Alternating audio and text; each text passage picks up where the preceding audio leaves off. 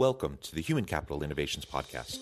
We're your source for personal, professional, and organizational growth and development, where we share original research, explore industry trends, and interview executives and thought leaders from across the globe. We hope you join us often for practitioner-oriented content around all things related to leadership, HR, talent management, organizational development, and change management. Maximize your personal and organizational potential with Human Capital Innovations Podcast.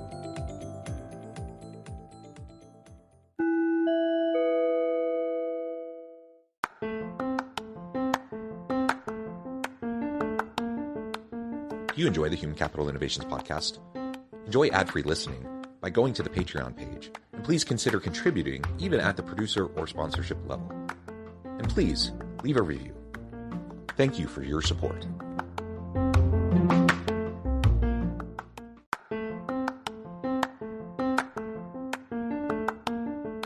Welcome to the Human Capital Innovations Podcast. In this HCI Podcast episode, I talk with Adam Riggs about remote work and persistent virtual space in 2023.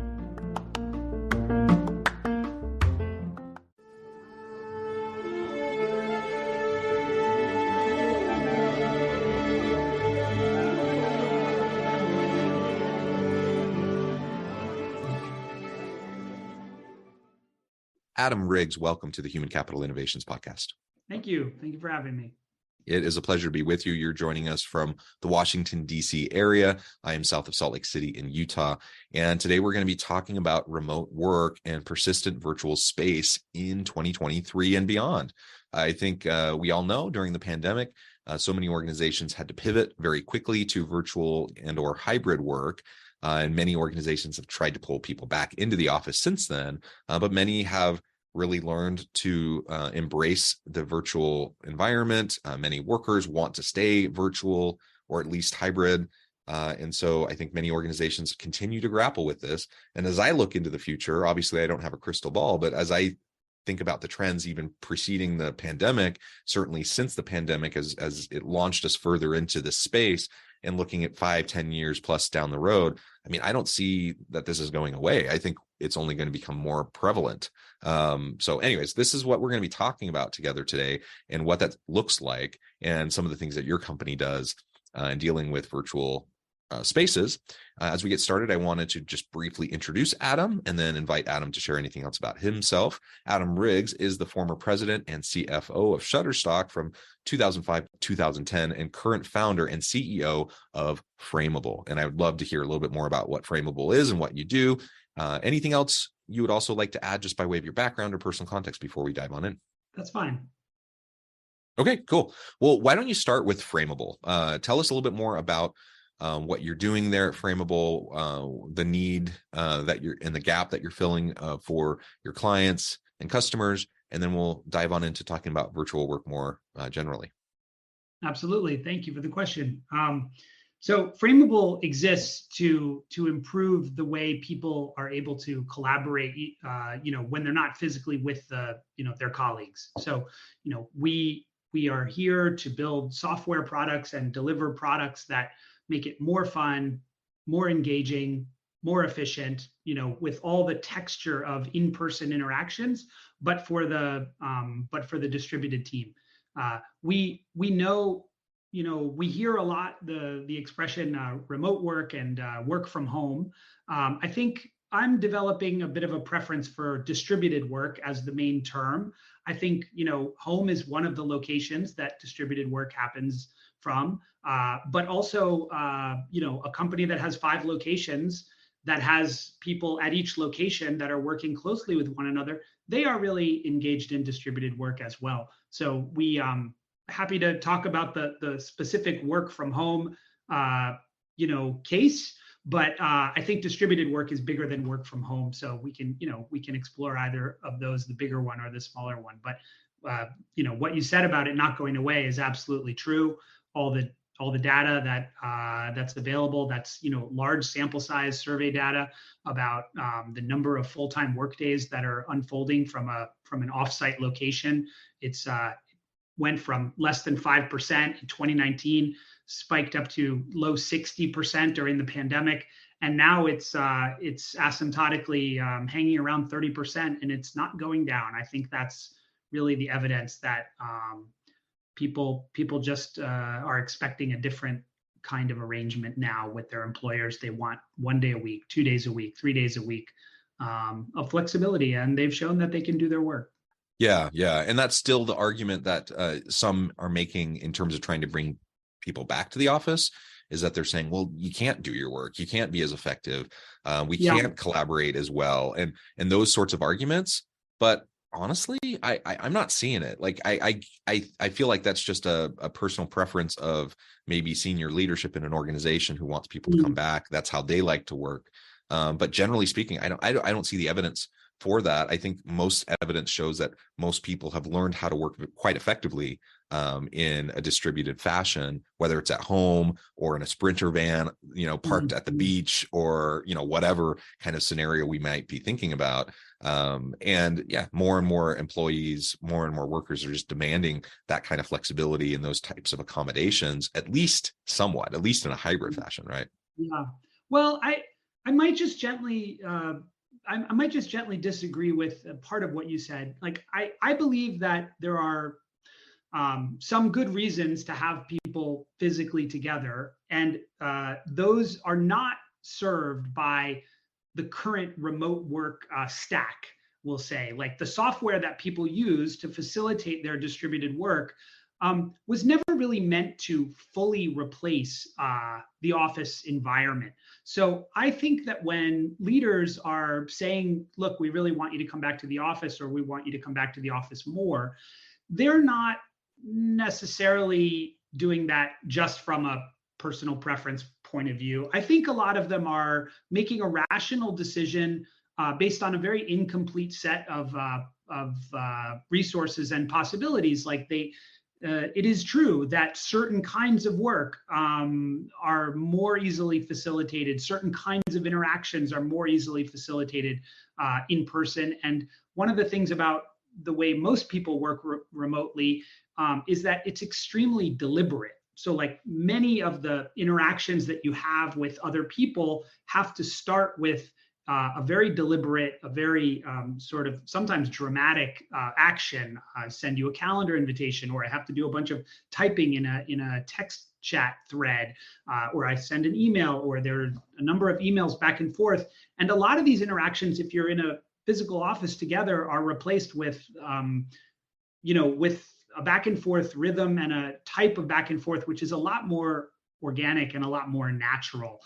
Not in every case. So what we want to do as a company, what Frameable wants to do, is bring a lot of those types of interactions to the distributed workforce. So we're basically saying, there's nothing wrong with managing a calendar. There's nothing wrong with having scheduled meetings, but it's not natural and it's not sustainable to have a full day of scheduled meetings every single day, day after day, and have that be your remote work experience. So our technology makes it easy to have spontaneous or very lightweight interactions, either in between or potentially instead of all of that scheduled, all of those scheduled slots.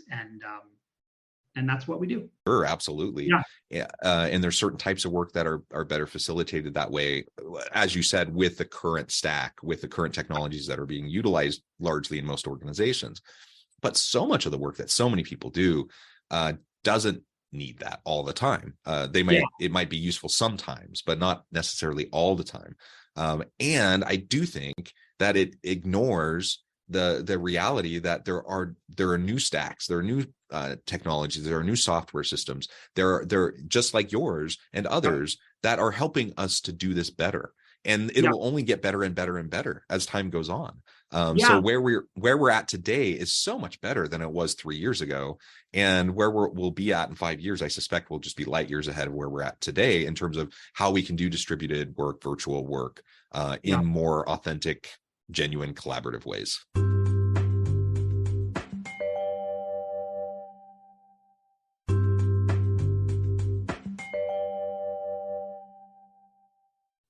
Yeah. The pressure from the workforce is unmistakable.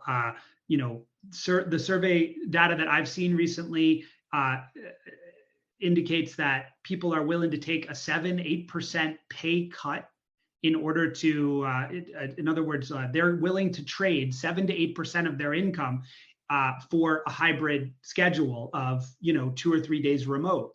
That might not work for every business, but the point is, it's not just that they want it; they're actually willing to pay for it in a way.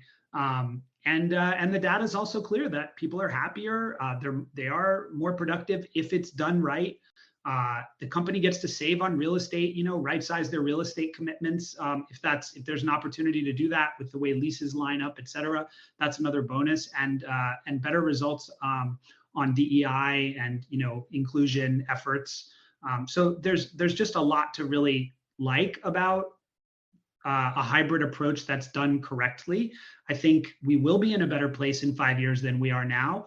But I think the larger companies in the US, they need to demand this evolution in the product stack. So, there was a time when video boxes like the one I'm using next to other video boxes like the one you're using was a remarkable technical feat.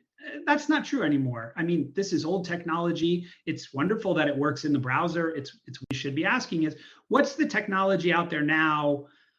Maybe it can be bolted on to existing tech, or maybe it's, a very lightweight integration or something. But, what's the technology that's out there now, driven by great design, driven by people who are really focused on the right problems that help us take a step forward? Because if the big companies, if they're committed to just the tools they have, what they're going to see over the next few quarters and over the next few years is that they're going to get a reputation for not leaning into this, and they're going to have a tough time competing for talent. Wonderful that it's reliable, but it was not meant to supply the full spectrum of interactions that a physical office supplies. And so the question that the big company, maybe not every company needs to worry about that. Maybe in every industry, there are 1 or 2 companies where their brand is so strong that they can get away with doing less. But I think overall, it's going to be a competitive advantage to lean into it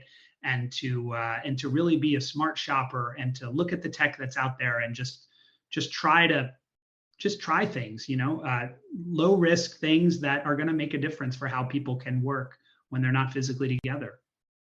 Yeah, I love that. And so the technological piece is super important on all of this, but there's also a skill set, I think a competency set that needs to be developed in managers and leaders at large to be able to better work with distributed teams.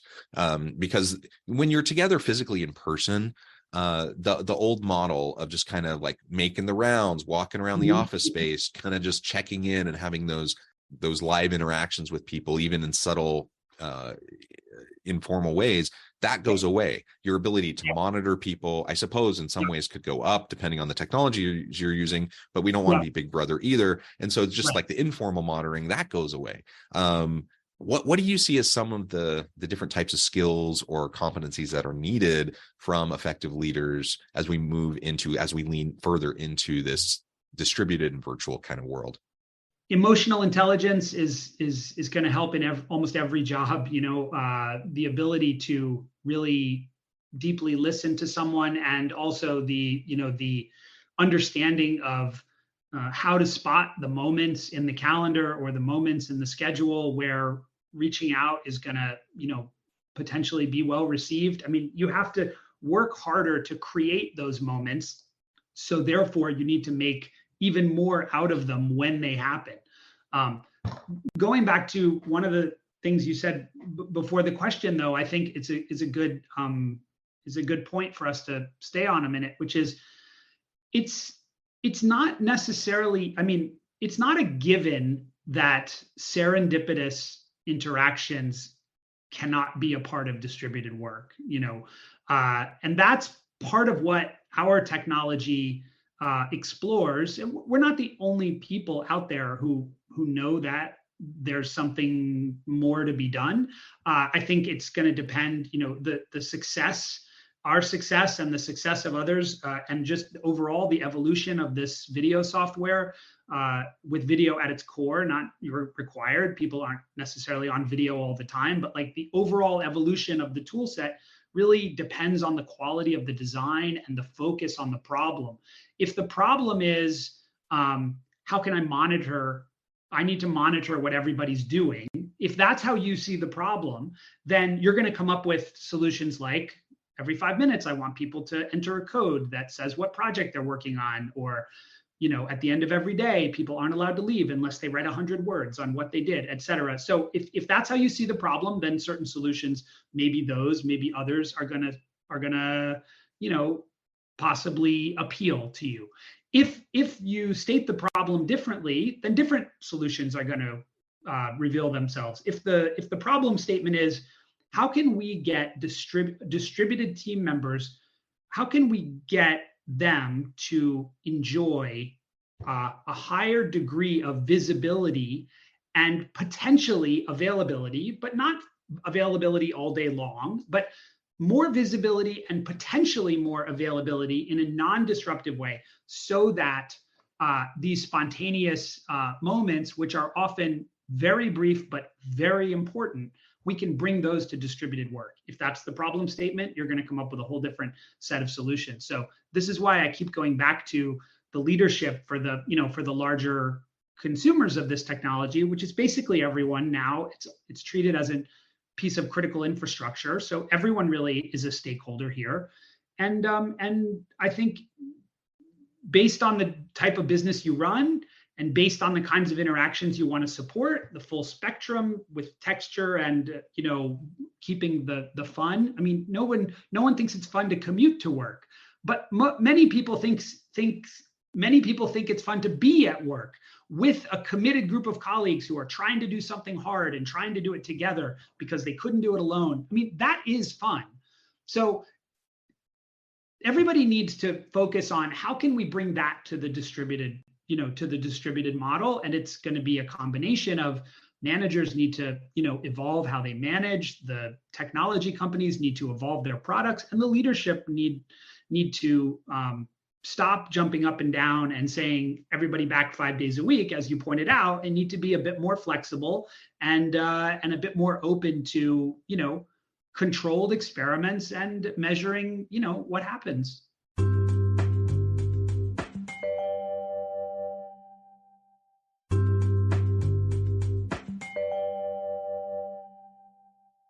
Yeah, I completely agree. And again, it speaks to the combination of the utilization of technologies that can help us facilitate more meaningful, organic types of regular interactions. It also takes a leader who's willing to maybe set aside their old approach. And I get it. Like if you've worked in your industry and you have a long successful career and you've been in leadership for a long time and you have a certain style and you've always done things a certain way, and that involves people being face to face, I get it. That's going to be disruptive for you. It's going to be uncomfortable for you. But just like everyone else, we have to be able to pivot. We have to be able to adapt. And just like, a generation or two ago, the top-down command control kind of an approach towards leadership was much more dominant. Over time, it's moved more towards, collaborative teams and empowerment and employee engagement and those sorts of things.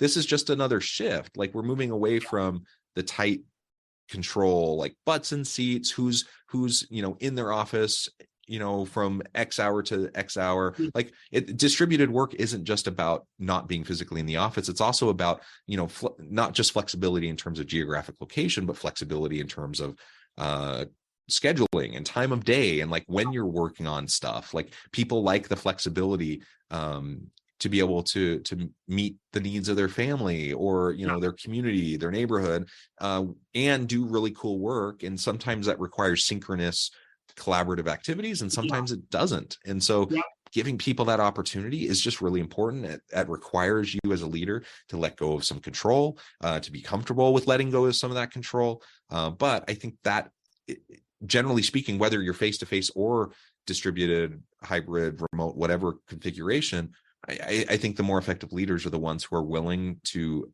engender trust within their teams and let go of control and empower their people, right? Yeah, agreed. As we move into the last few minutes together, I'm just wondering if there's anything else you would like to share with me or the audience about your particular technology and framework for helping with this, and how this can be, one of perhaps many tools and options that are available to people as they're trying to figure out how to do this more effectively. Yeah, absolutely. Our company makes two related products that I think are worth describing. So we have a virtual event product that's for virtual events and hybrid events that have and all events follow this. They have a beginning and an end. They have an agenda or a run of show of some kind, a set of objectives, but they are finite. And then we have a related product, which is called Spaces. Frameable is the company name and Spaces is the product name, which is this persistent virtual space where people can do work of all different kinds. They can be students studying. We have universities who use it this way.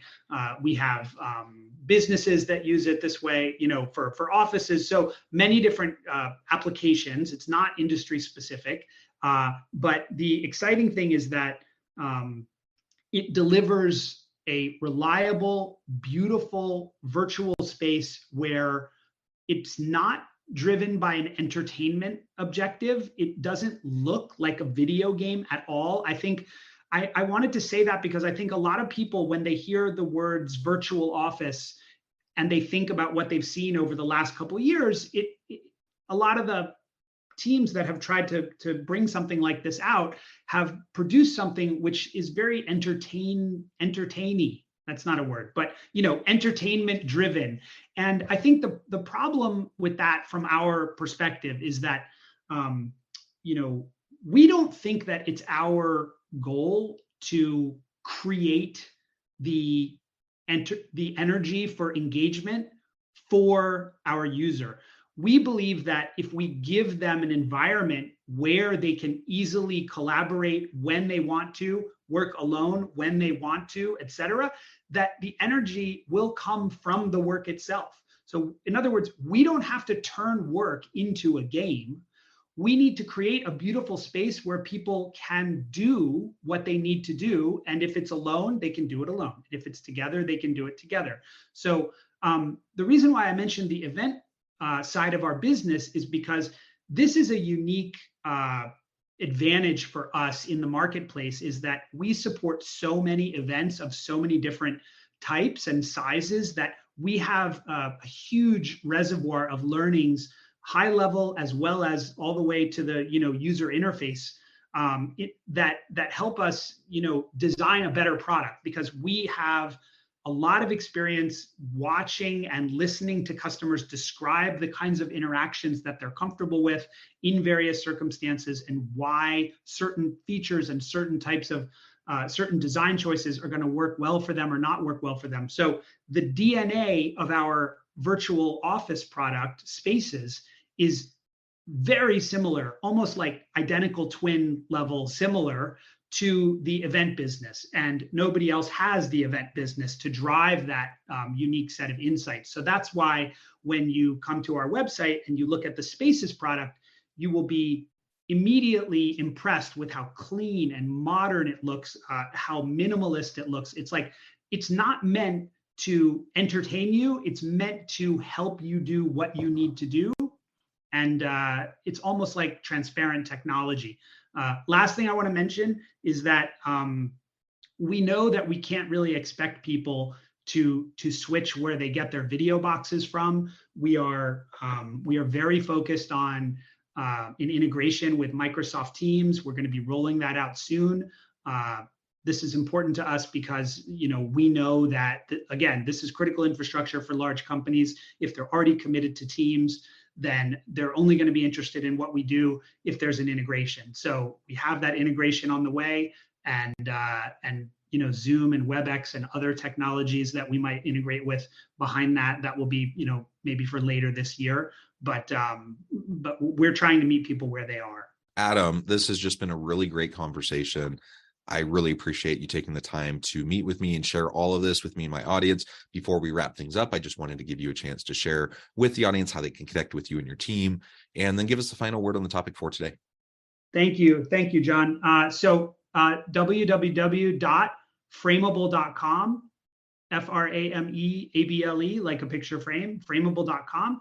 And then under products, we have two products there. We have spaces and we have the event side. There's plenty of ways to, book a demo or drop us a note. We have social media handles on all the major social media platforms, and we would love to hear from people about what they're loving, what they're missing, and what they need.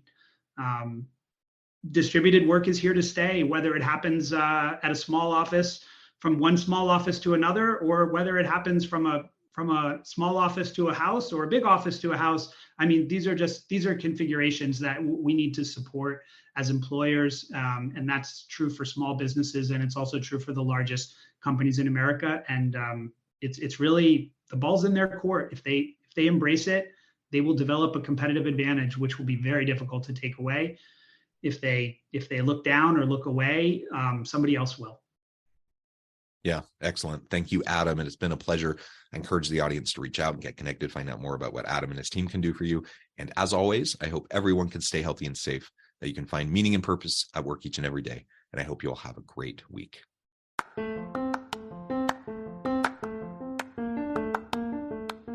you enjoy the Human Capital Innovations podcast? Enjoy ad-free listening by going to the Patreon page. And please consider contributing even at the producer or sponsorship level. And please leave a review. Thank you for your support.